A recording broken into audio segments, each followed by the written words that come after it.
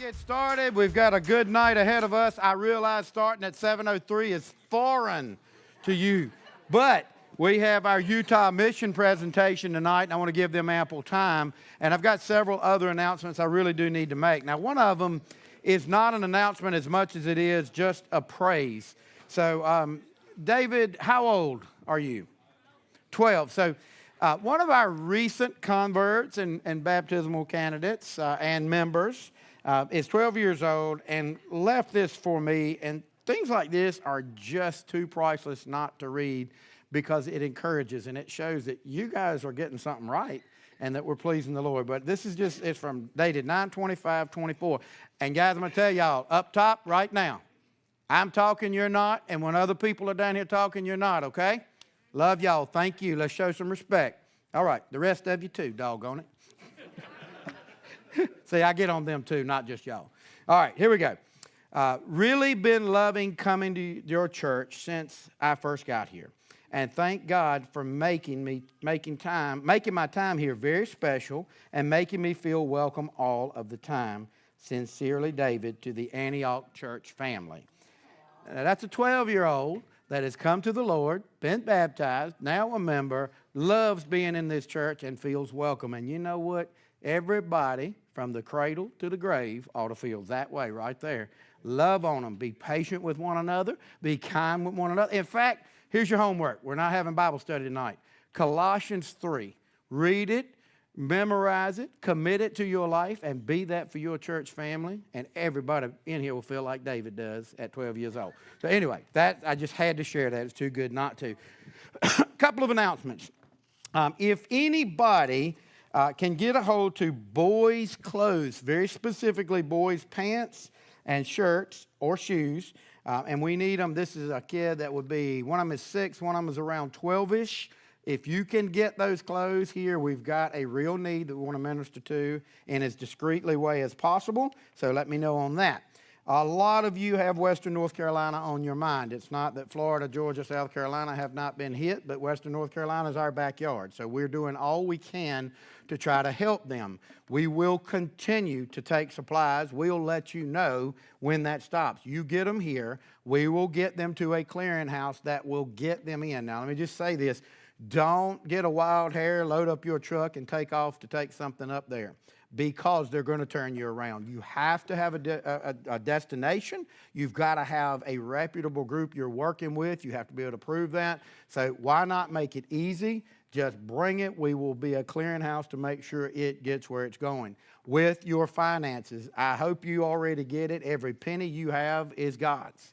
And He lets us use it. He lets us do our part, but when you're going to use it, you should be a good steward. So don't start throwing your money at everything you hear out there. There are a lot of scams going. Anytime something like this happens, there are snakes in the grass that are going to capitalize. They're going to take God's money and use it for all kind of other nefarious purposes. So we've got very reputable places that you can do that.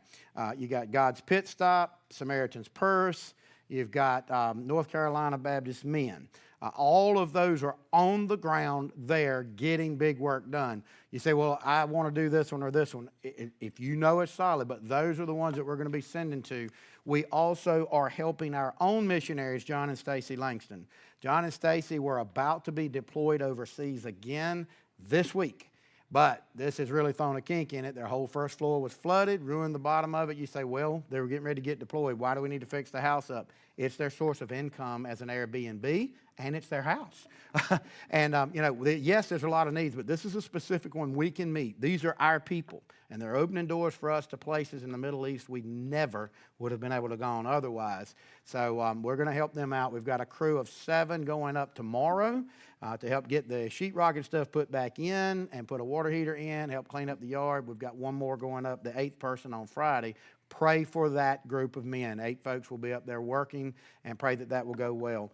If you want to send money specifically to our missionaries, tonight will be a good night because we're sending folks up there. And right now, mail and everything else is a little tough up in that area.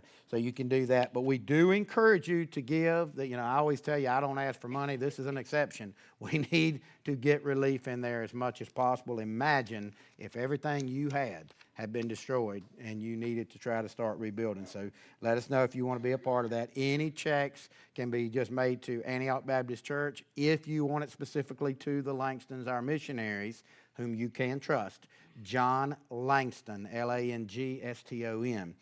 Cash will send with that group that's going as well. Also, I want to just have you praying for the crusade that will be coming up at the Kirby, November 3rd through the 6th. Jonathan Lotz, who is Billy Graham's grandson, will be there speaking. Now, let me say this to you.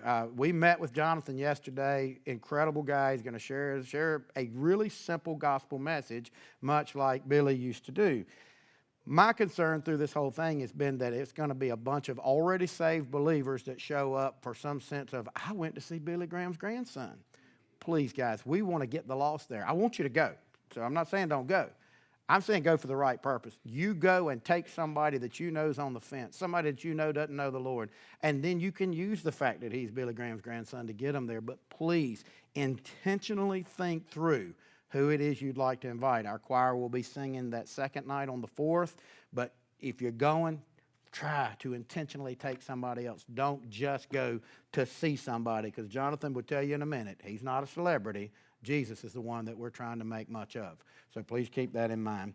Finally, we every year offer you this opportunity, and I know there's a lot happening, but we always try to sponsor at least one table at the North Carolina Boys Academy when they do their banquet. It's a $1,000 sponsorship, and every penny of that goes to the North Carolina Boys Academy, which is for wayward teens who have been going through stuff and have to have somewhere to be to rehabilitate and to get better. We've been boots on the ground there. I think Marty and Linda will be at that banquet this year. John Bird will be at it as typically, and our very own Rick LeGrone is head of maintenance there now. So we've got a lot of connections and inroads, a lot of good things happening. So if you want to be a part of that, I am not begging for money. I'm just giving you opportunities to listen to the Holy Spirit and do whatever he tells you to do. And even $5 towards Western North Carolina or this banquet will go a long way. And I think that's it for me. So I'm going to say a quick prayer. Please put your prayer request on a piece of paper on that pad in front of you. Get that to me so we can get our prayer request updated. And we will pray for those and keep praying for those and get them on the list. But we're going to turn things over in just a moment to our largest Utah team this year, which would be Drew and Micah. And they're going to share with you what happened in Utah this past summer. Father God, thank you for the opportunity to be in your house. Thank you for the opportunity to sit tonight and to listen to these two and to just remember, recap, and sit back and revel in what you did there. I pray, God, that you would continue this ministry that we have there in Salt Lake, because United States or not, Lord, we understand that this area is not evangelized well, and there's a lot of darkness. So we just thank you that folks are willing to go do this. Pray that you continue to bless us with that, and that you would continue to bless the Shoals in their work there in Arch City. Father, I pray that tonight you would give them freedom and that you would give us ears to hear and the respectfulness to listen and let it challenge us with missions.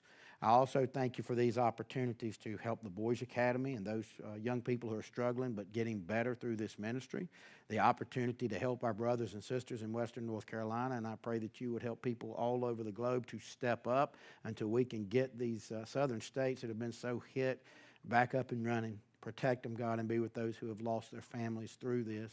I pray also that this crusade would not be just a spectacle, but an opportunity to, as Jonathan said yesterday, make much of you.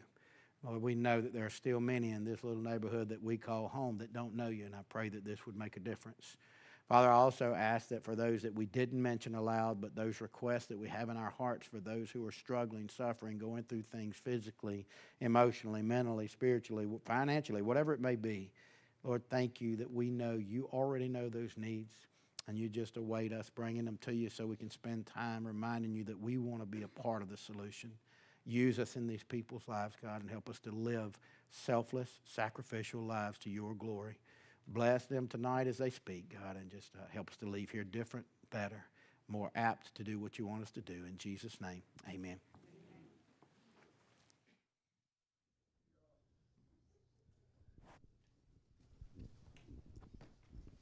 Hello. Hey. What's up? Hi. So, before we get into the slideshow and everything, so just a few kind of caveats of how the slideshow is going to be. And I want everybody to keep in mind an Oreo cookie. that there's two ends and something really good in the middle, right? Because that's how this mission trip worked for us. For some unknown reason, every time I get on mission trips, something weird happens. So when I went to the Philippines, first year in the Philippines, when I was speaking, it got really hot, and I only brought one pair of dress pants. And at the end of it, when I had to go speak the last time, they blew out, and so I had to come up with a different way of speaking in front of kids. The second year I went to the Philippines, Benadryl and no food did not work on the airplane. I'll let y'all figure out that stuff. This year in Utah, well, the first year we went to Utah, we spent 10 hours in Atlanta airport trying to get back home. Now, this year in Utah, let me show you how the mission trip started.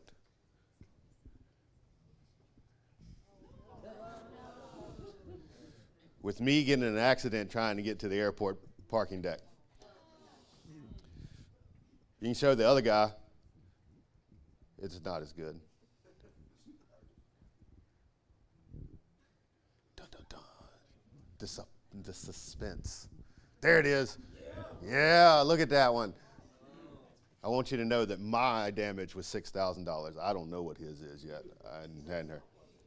Huh? Oh, it was mine. Unfortunately, it was mine. He came out of nowhere. I was looking out the window. He was not coming. He spawned in out of nowhere. I'm not I gonna lie. have witnesses.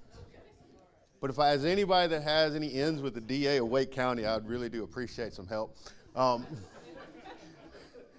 But anyway, that's how our mission trip started. We're in RDU. We're trying to get there, and we got into an accident. And so we get there.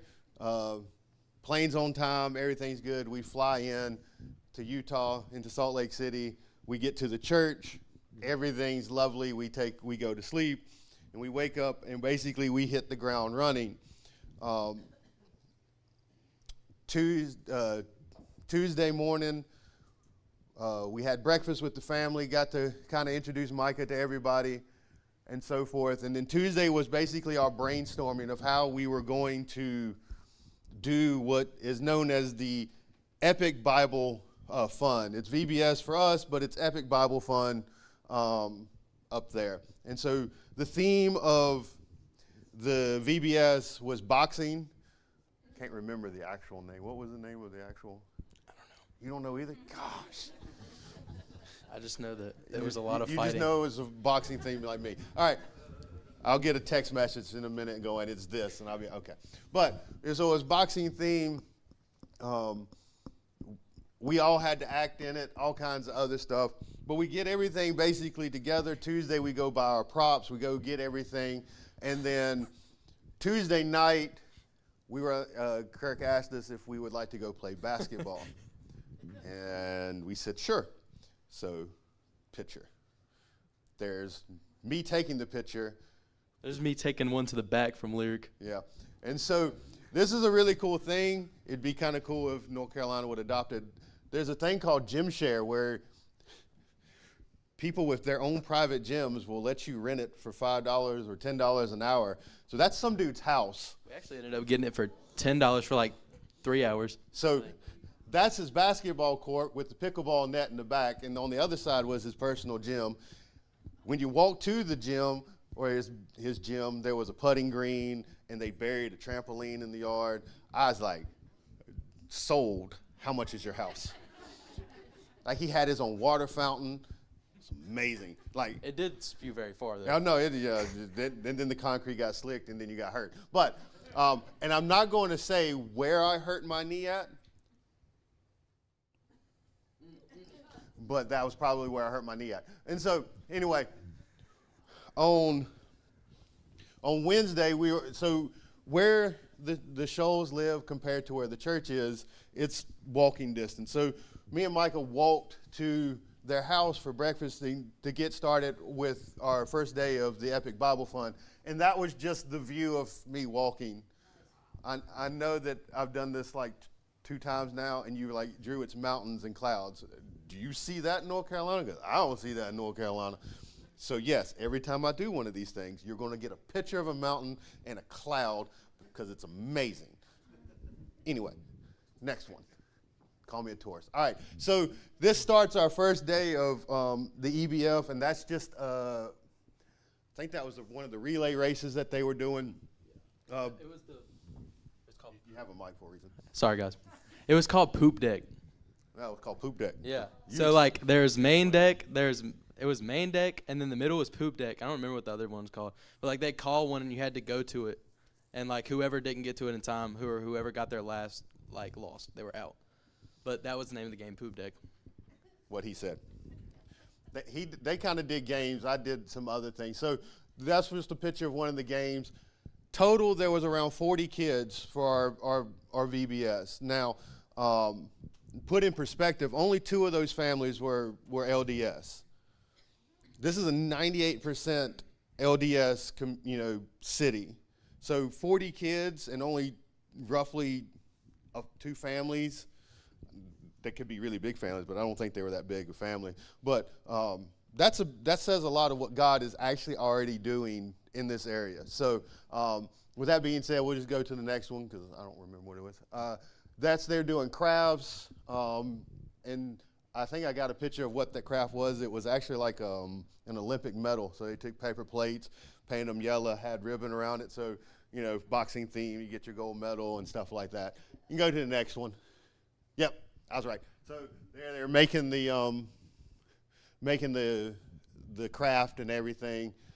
Cause I think I have one where the kids actually got it on there. So you can go to the next one. Yeah.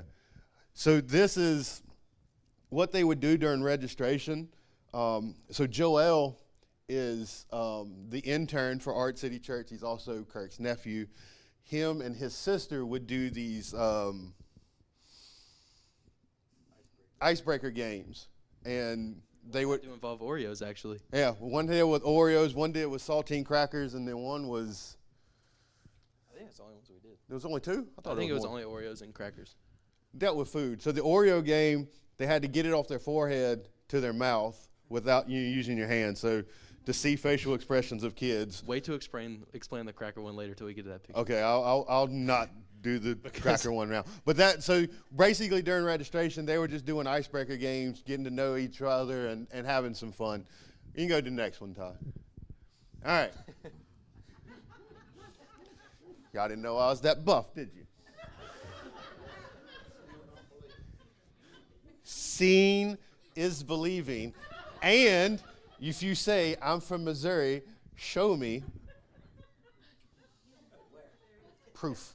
So like I said, it is our theme was boxing, and so this is the first scene of our skit, and I was a bad guy. Joel is just a prop. And so we are legitimately like this while someone is narrating. So it's kind of one of those things where it's like a still. And so the kids are just watching. And then they'll basically our cue. And then Joel starts swinging and missing me. And then I hit him and knock him out. And there's a video, might be next, of the aftermath of that fight. Maybe. I don't know. Nope. I don't think so. Not yet, but that video is coming.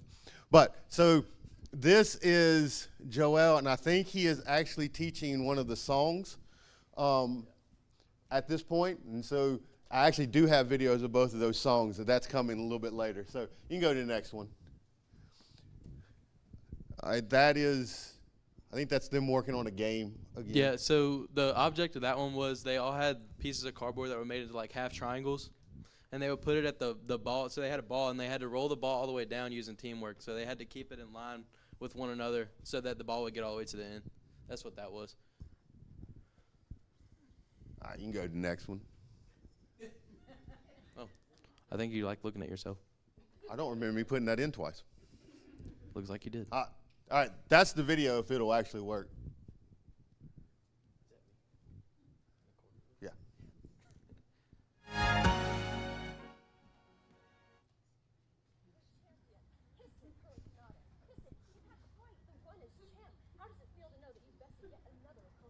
Well, Linda, there's three people I want to thank. Me, myself, and I. Interesting. You must be surprised that you have been able to retain this title for so long. 14 matches now, isn't it? Well, LaFonda, what you need to know is my skills here are unmatched, and no one can beat Piston Hurricanado. Nice. Back to you, Trey. Piston. Get out of my way, kid. What are you going to do about it? I know who you are. You're Tiny Tsunami. What did you say? You heard me, and you're disrespectful, and I don't like that. Well, what are you going to do about it? I'll tell you what I'm going to do. I'm going to get in shape, and I'm going to take that title from you by the end of the week. You are? He is? Yippee! We'll see about that. You heard it here first, folks. Former champion Cheesy Mac is going to take the title back from Piston.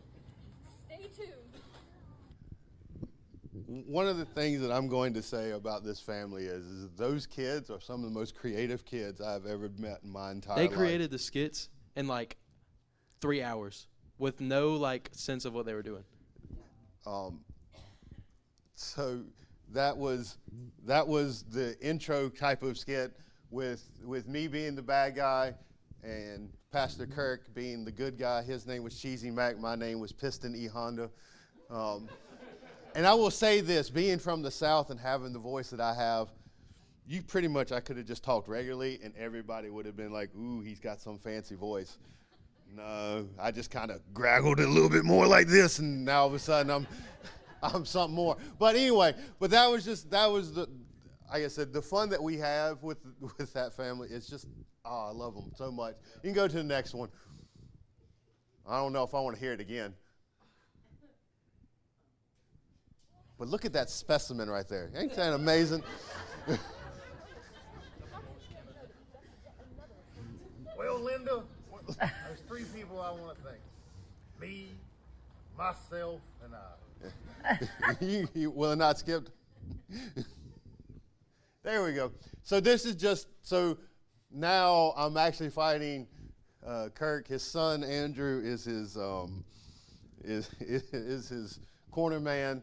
And just again, just a little bit from what day one was kind of looking like. You can go to the next one. Some more of us fighting. Actually, that might be a video. Can't remember. Yeah, it is. Yep. Dun, dun. Yes, cheese! Cheese!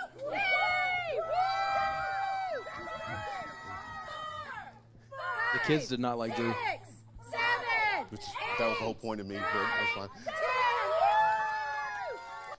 All right, a couple of things that I learned through that entire aspect. One, respect to boxers, you have endurance. That was like 5 seconds, and I was winded. So all that muscle weighs a lot, just saying. But again, that's again just some more of day one. You can go to the next one. All right, so that's what the craft for the day was. They could have decorated it however they wanted to decorate it, but it's basically again like the gold medal, like they won the first prize or huh? I think that's Daniel. Okay. You can go to the next one. All right, so that's Don Flamingo now, and he's doing. Oh yeah. So Joel somehow knows how to do balloon animals. He's also insanely talented. Yeah, he's very talented. So what he did was he gave away balloon animals each day for the kid that brought the most, invited the most friends or paid the most. That one was the paying attention. That was paying attention. Yeah. They had other prizes. So for if bringing when whoever was speaking or teaching, he would give away. I think he did a sword. He did a palm tree. He did all kinds of stuff. But that's what that picture is right there. He's doing the giveaway for the balloon animals. I think that's a flower and the sword. Yeah, the sword, yeah. And he's in character for the next part of the skit.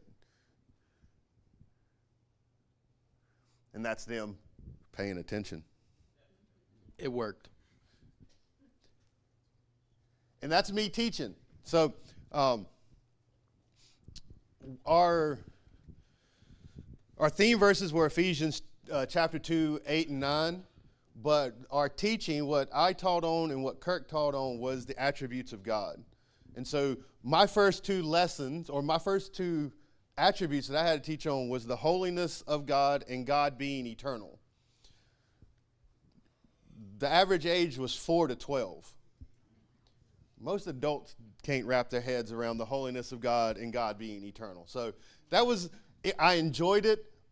But that was probably the most challenging lessons I've ever had to do, to try to make sure that I was not going completely over their heads. And so I appreciate whoever took a picture of that. But that's what's happening right now. We're just teaching that lesson. It's me still teaching. And then there's our theme verse. And that theme verse right there is actually a song. So that's what the cue card, is the actual, that was our song. They turned Ephesians 2, 8, and 9 into a song. That shows how creative they are. And they did that. And so you can go to the next one. This is day 2. So day 1, we couldn't get the pavilion, so we couldn't get covered. So we had to go and sit underneath some trees and do most of the stuff. Day 2 and 3, we actually had the shelter to where we could kind of keep everything a little bit more together and keep the kids out of the sun as much as possible, because they don't have the humidity we got, but it's, still blazing hot because you're closer to the sun. And so that just helps. And it was still very hot. So day 2, the game was sack races. And we actually stole one from our VBS, which was the volleyball game with the big giant balloon. It was just as Beach much ball. a hit there that it was here. Yeah, and so they're doing the sack races. You can go to the next one. Is that a video? Yeah. This is the song.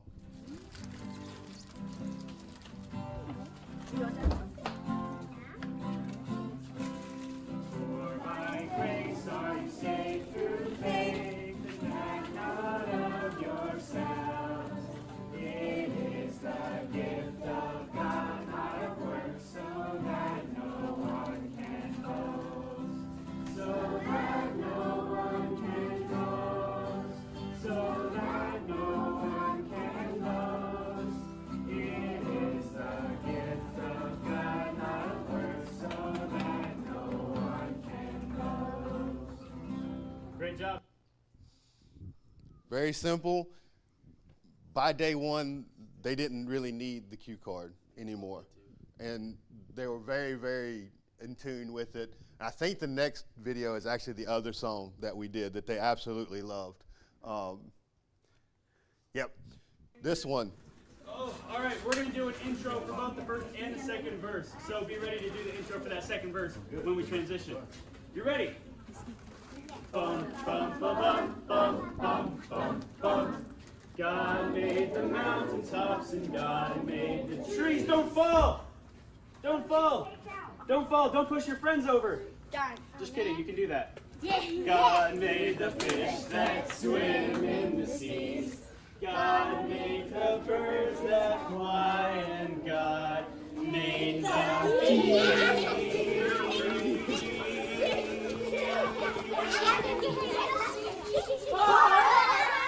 The best of it all, the that God made me.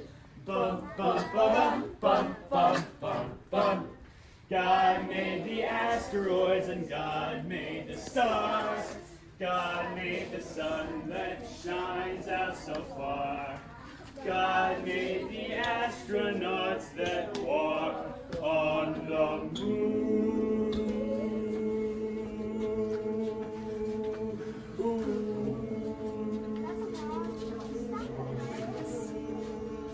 But the best of it all, the thrill of it all, that God made you.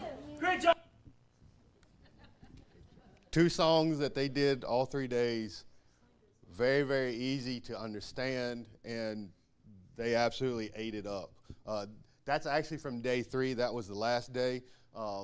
They started, the kids wanted more, so they added the second verse and started, they were changed. Instead of it being a piano, it'd be a guitar. One kid asked for an organ, and I'm like, it's the same thing. Like, it's a piano, but whatever. But again, the way that Joel and his sister were able to just grip these kids in with the two very, very simple songs was just absolutely amazing. And like I said, by day one, they already had it. Day two, they added the second verse because the kids wanted more to that song. God's working there, guys. You can go to the next one.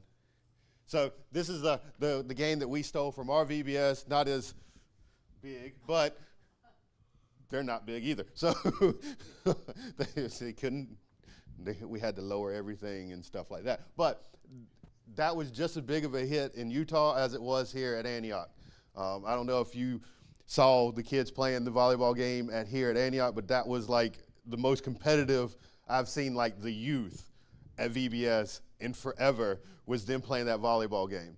And so I'm like, we're taking it and we're moving it to Utah. And they blew up with that one too. So fun times. This is Kirk preaching or teaching. He had God's justice and righteousness. Those were the two attributes that he taught on at this time. And so again, and he did, I think he did better than me, but just again, being able to teach on those two things with that type of age group, I mean, that's not easy. Again, most adults cannot truly grasp the attributes of God fully, but the way the kids would listen, they respected, they would answer questions and stuff like that. It's, again, just an awesome time just to sit back and listen to him do that. You got anything? Okay. All right. Day 2, and I got challenged to an icebreaker game. And that icebreaker game was who could eat 6 saltines the fastest. Me, by the way. I just wish you guys could actually see it. The pictures do not do it justice. So Kurt got up on me because he did the rookie mistake of trying to put as much of it in his mouth as one time. I just ate one cracker at a time. So that's your trick, by the way, if someone challenges you to a saltine game. I did the rookie mistake too at the beginning of the week. I ended up winning though, but it's because I was going against like a 6-year-old. Sometimes it just works that you have the advantage, and I'm younger too. All right, so day 3, me and Micah were in charge of games, and our games dealt with water balloons. Those kids are vicious, by the way. My favorite. And so we did the where they had to like stand next, across from each other and toss it and then spread apart. We had a lot of young ones. Those. Yeah. We ended up just letting them throw water balloons at each other by the end of it because they weren't catching them. So it was like, here, get wet. Because no one was wet like at the end of it. So we're like, well, let's fix that. And so it became a water balloon fight towards the end. But just some of the kids that were at least photogenic. You want to explain it? The little boy, the blue shirt over here, that was my buddy at the end of the week. He was so funny. I would try to toss the water balloon. He would just watch it fall. And then he'd throw it at me, but it wouldn't be a toss. It would be a chuck. And I would just take it straight to the mouth. That ended up being my little buddy for the trip. Okay, so this was the relay. They had to take one bucket with water and fill the other bucket up, and whoever could empty the one bucket and fill the other bucket up won. That's what they're doing right there, which is really funny because one of the kids accidentally dumped one of it, and we had no more water. So there was go in the bathroom and fill it up in a sink because the bathrooms at the park had there was no water spout. So we're trying to get this jug underneath the sink trying to fill it. And so eventually I think Kathy ended up just going to one of the stores and buying a whole bunch of bottled water so we could try to finish the game. Because then we had to just unscrew a bunch of water caps, and it was just a lot. But that's what that game was. That one was not as fun as them just chunking water balloons at each other. But we can go to the next one. I don't know what I'm doing. I'm just here.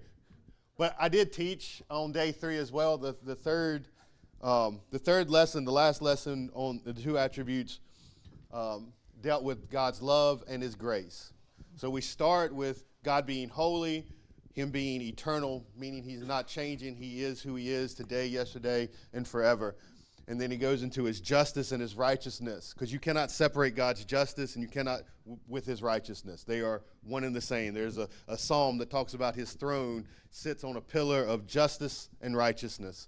And so that's the whole idea. So we're showing who God is, and then at the end we show them about God's love, we show them about God's grace, and why he is the loving God that he is. And so that's kind of how the lessons ended up going for the trip. And so I think I put that picture in there because I think that was the closest one to the podium, which, by the way, my iPad overheated while I was teaching. So I had to wing the majority of that last lesson. I think it worked. Still sounded good. So, but that just shows He's selling himself short.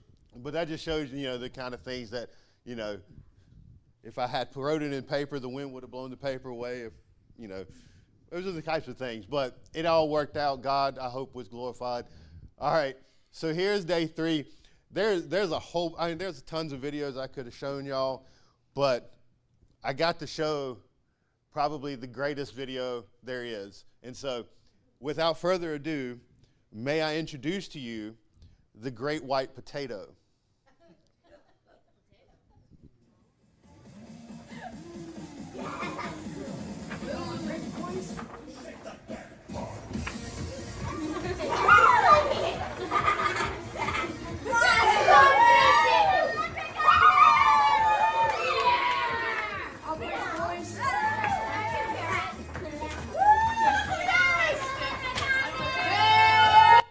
If you haven't figured out, the guy dancing in the black is that guy right there. No, he's the great white potato. Roll it off the tongue. So Micah is technically the ultimate bad guy in the skit.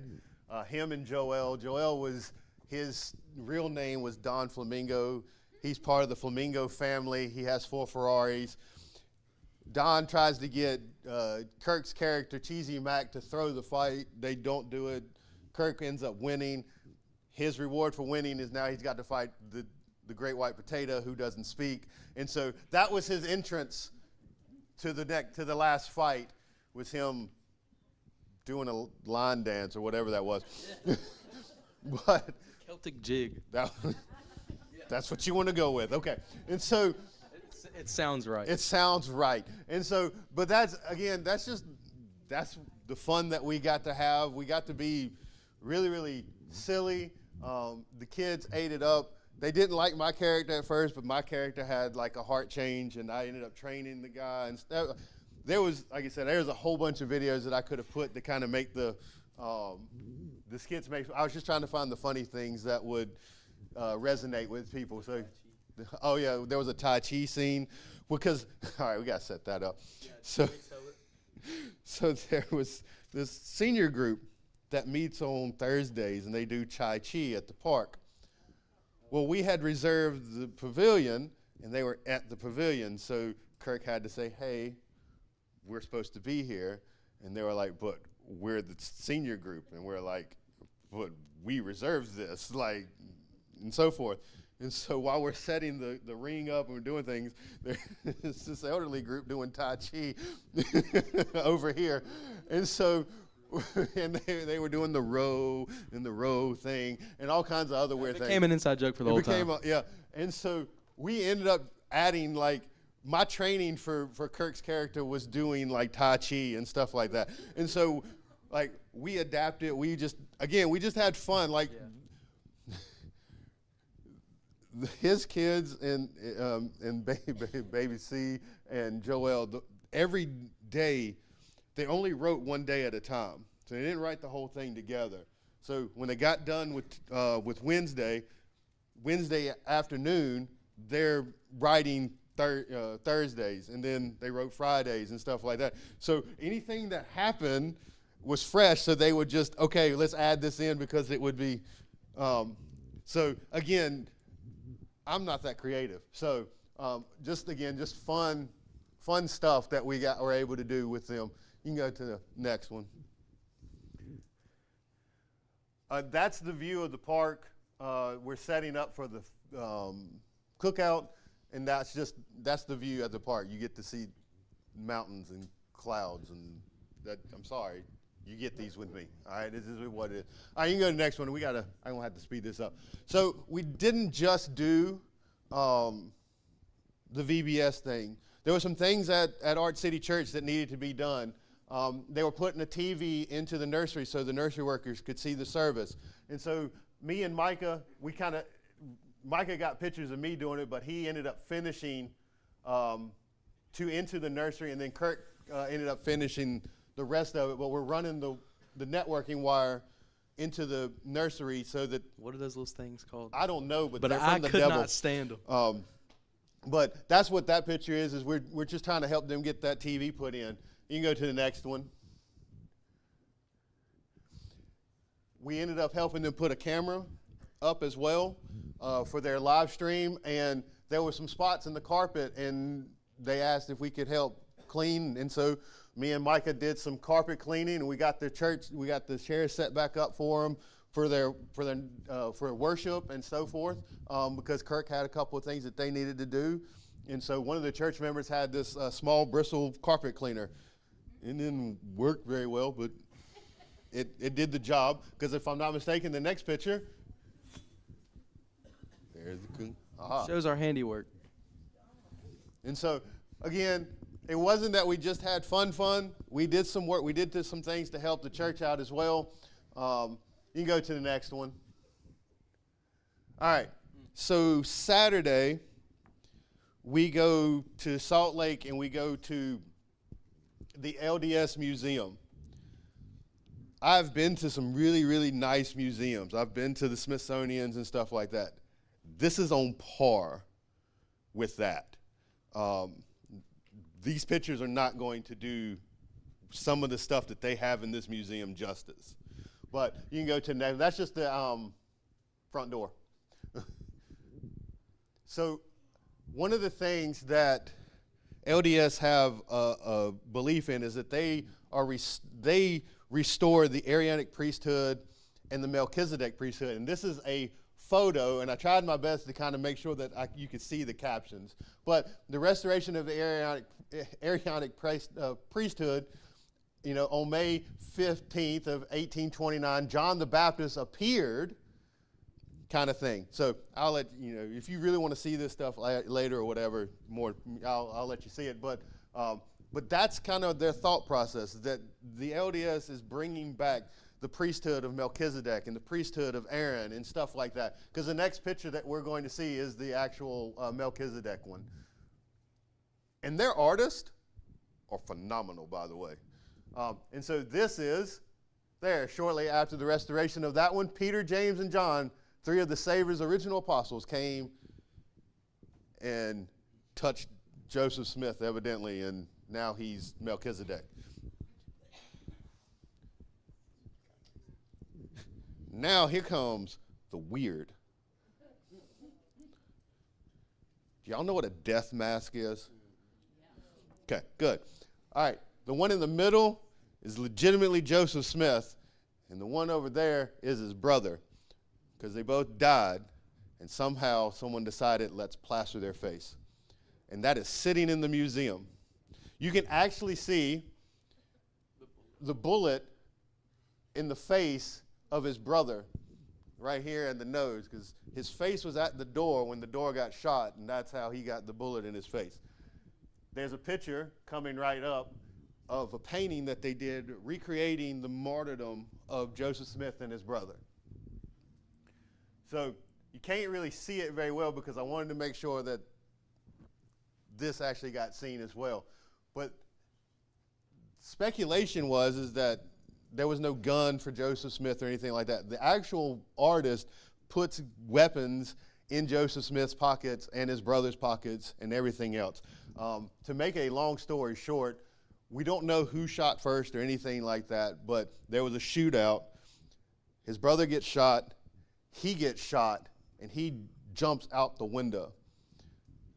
Supposedly, he survived, and they shot him several more times. Most people think when he jumped out the window, he died. This is Joseph Smith, not his brother. And so, but that just kind of shows the depiction of that.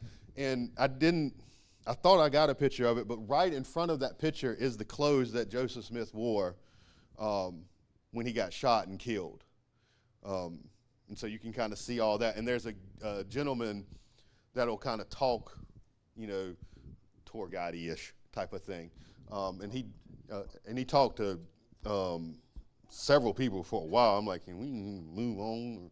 But anyway, but that is just some, this is what's in the museum. And like the very first thing you get to in the museum is this like theater quality theater that like shows this movie of the origins and everything else. I mean it's like 3D, like the screen goes all the way around, and so you're staring at the screen right here, and Joseph Smith walks from back here and walks around the screen. Like the production of what they have is The immersive sound. Yeah, I mean, it was follow the crazy. You can go to the next one. So the other thing we did, we went to this bookstore. The bookstore used to be owned by a lady named Sandra Tanner. Sandra Tanner used to be LDS. Her and her husband got saved, and their life's work was basically trying to help disprove this stuff. And so when she retired, these two gentlemen ended up buying the bookstore and moving it a little bit more centrally located, so a whole lot more people could get to it, because the original store was in Salt Lake. We had a great presentation about everything. There was a couple of posters. One was Joseph Smith and all the wives he had. And just to put into perspective, some of them were somebody else's wives when they became his wife. Some of them were 15 years old. And some of them were that. And so just a lot of things that were kind of weird, so I wanted to make sure that got put in there. One of the interesting things is the things that have changed over the years about how Joseph Smith translated the Book of Mormon and stuff like that went from, there was a veil and he just read things and it got, then he translated it, then it was black rocks and a hat. I don't know how you translate hieroglyphics from a rock, but supposedly that's what happens. But anyway, the next picture, and it's hard to really see. I'll be more than happy to show this to anybody that wants to see it. But it's the differences between Christianity and Mormonism. Because right now, if you were to go up there and say, I'm a Christian, they're going to go and say, so are we. To a point right now where if you go to any ward, you won't see a cross. Now the cross is acceptable to younger ones, not to the older Mormons, but for the younger ones, the cross is acceptable. So it's almost become like this postmodernism type of LDS where we're just going to accept everything because we are just the same. There are key differences, like massive differences, and so forth. And so again, that picture's not as good as I wanted it to be, but I can show it to you, anybody that has questions about what some of the differences are. What was his name? The guy there, the author? Oh, I don't know. I got the book downstairs. But he actually had he had the plates there, the exact weight, or what they say the weights of the plates were. And no, they don't weigh as much. Yeah, they're not even as much as what they were. And he called me. He said, "You look like a pretty strong guy." He mentioned something, but then he called me up and he asked me to lift them up, and I was able to get them up, but they claimed that Joseph had ran with them and he had a hurt leg. And I was thinking, I'm sitting here thinking, there's no way. Like, even the strongest man I know couldn't run through the woods, jumping over stuff and everything. And it was insane how heavy it was. So what Micah picked up was a 110-pound lead replica of the golden tablets. Gold weighs more than lead. Supposedly the story goes that some people were trying to get him, so Joseph tucks them in and starts running on a botched knee surgery knee with something that weighs, what, double what gold is to lead? Physically impossible. And so if you just use some like common sense aspects of it, you can kind of see that some of this stuff just doesn't make any sense. But there's a lot of things that in the History Museum was really cool, because there's certain things that I realized I didn't even know had happened. When they were in Illinois, he pretty much had his own army. He had everything, like it became his own town. Like you couldn't do anything. But then he gets ran out of it because he goes after the wrong person's woman or whatever. And like there's just a lot of, highly recommend going to Salt Lake and seeing this stuff if you want to. You can go to the next one, Todd.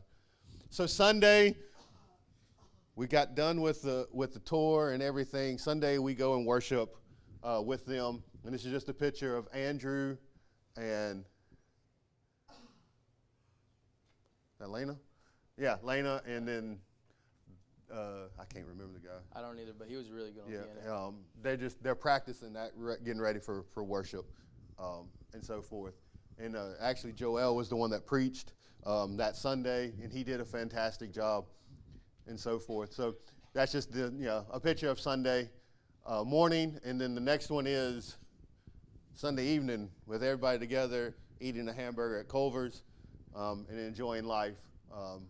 One of the few like big group pictures that we were able to kind of get with everybody. But that's the whole family plus us two. You can go to the next one. And you could have just said family. Yeah, it's fine. Technically, Micah is family. I wasn't. It felt weird. Everybody kept talking about being cousins. I'm like, all right, I'm just a weird guy. And so Monday we went for a hike, went to a waterfall. Micah and I don't know who the other, I can't really see. It was me, Hannah, Joel. It was a bunch of us, but we took the dangerous route. Yeah. And so they go up. I stayed down and took a picture in front of the waterfall because I'm smart. But that's Pastor Kirk. That's Lyric. Huh?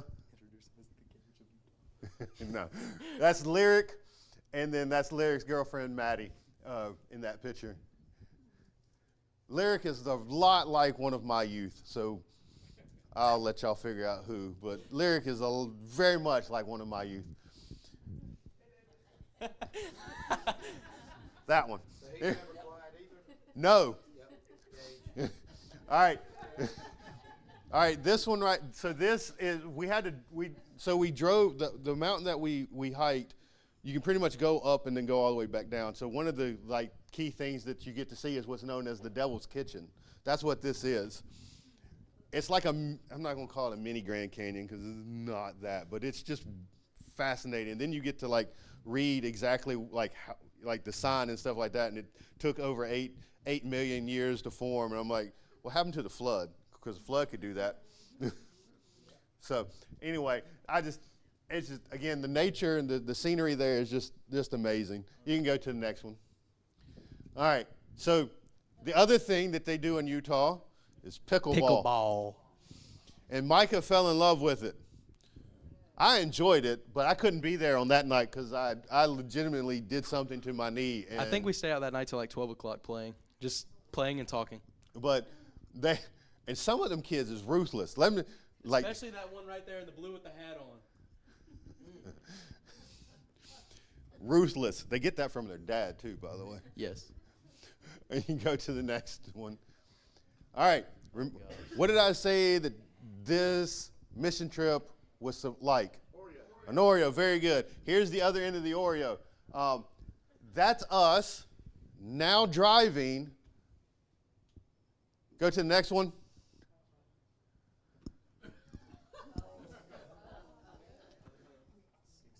We had to drive to Vegas so we could leave Salt Lake because our flight got canceled. Those times. 6-hour drive, yes. 5. I think it's 5 hours. So our flight got canceled, and Monday, we were supposed to fly out Tuesday morning. Our flight got canceled Sunday night. and we drive to the airport to try to figure out what we can do. Nothing they could do. I found another company that would supposedly get us home, so I booked it. We're eating lunch. While we're eating lunch, gets canceled again. And now we're like in panic mode because he has to get back. And so I'm like, all right, what do we do? And Lyric says, have you tried Vegas? I said, I ain't tried nothing. I said, everything I've tried has failed. Lyric ended up saving us. So after Lyric was the hero of the day. And so we ended up finding a flight out of Vegas. And so Kirk and Lyric drive us to Vegas. And so the first two pictures was the scenery of Arizona and of Las Vegas from the car window. And I was trying to get him to get us at the actual Las Vegas sign, but that was on the opposite side of the airport. And I said, I'll find something in the airport to take a picture of that says Vegas.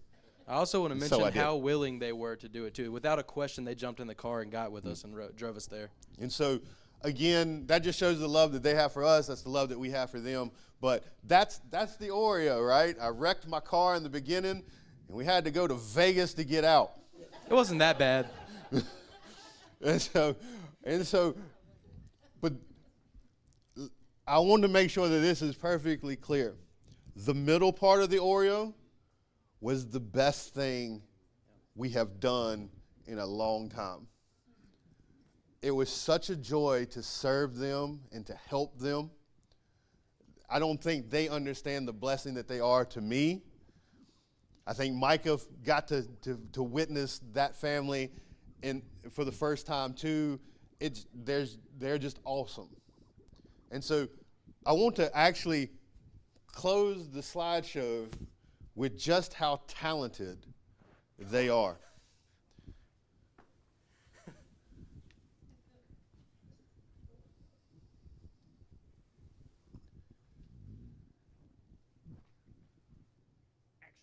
All right, meet in the middle, you two. Touch gloves. No, I want you to listen up. I want a nice, clean fight. You know the rules. I want a nice, clean fight. Yes, you do. Don't be a fool When you punch below the belt, or bite somebody's ear. then you'll notice how I felt. When overcome with fear, I want a nice, clean fight. You know the rules. I want a nice, clean fight. Woohoo! Don't be a fool. No, you're fighting! Well, fist fighting. Keep it above the belt, keep it up there. Keep it above the belt, keep it up there. Keep it above the belt, keep it up there. Keep it above the belt, keep it up there. I want a nice, clean fight. Woohoo! Yeah! You know the rules. I want a nice, clean fight. Let me hear it! Woo! Don't be a fool. I want a nice. She wants a nice. I want it clean. She wants it clean. Fight! You two duke it out. Ta-da! They wrote that song before they wrote anything else, before any of the scripts, anything, because they didn't know where they were going to actually go with it. If you have questions about Utah, you can come talk to me or Micah or whatever. I will ask that you be in prayer. There is a team going to Utah in December, which is Shayna, Emery Pearson, and myself. We're going to go help talk with the community. We're going to sing Christmas carols, and we're going to pass out literature for the church just to get the church's name out just a little bit more than what it is right now. So you can be in prayer for that one. There is going to be another one in July. I'm excited about the one in July because right now I've got 7 youth that are very much interested in going, and that's what this trip is supposed to be about, is getting the youth involved and getting them out and serving God as well. And so I'm excited about that. So be in prayer for that. If you're interested in that, you can come talk to me, and I can let you know some of the details on that. But more than anything, continue to pray for Art City Church. Continue to pray for Springville, Utah, a.k.a. Art City, because that's an area that is 98% LDS. The county that they live in is Utah County. There's one church, one evangelical church for a minimum of 20,000 people. That's a big, and when I say that's a big county, that's a big county. It's not just a couple of cities involved. That's a whole lot of area needs to be covered that needs the gospel, that is not getting the gospel. So this is an area that desperately needs the light of God. Art City Church is trying their best to do that. So please be in prayer for that. Again, if you have questions, you can come see me afterwards. We're out of time, so I don't know if we're going to do Q&As, but I'll be up here. Mike will be up here. Colton has been. He can help talk about this if you have questions, if I'm taken up, but and so forth. But thank y'all for listening. I hope we did okay explaining everything and so forth. But thank y'all.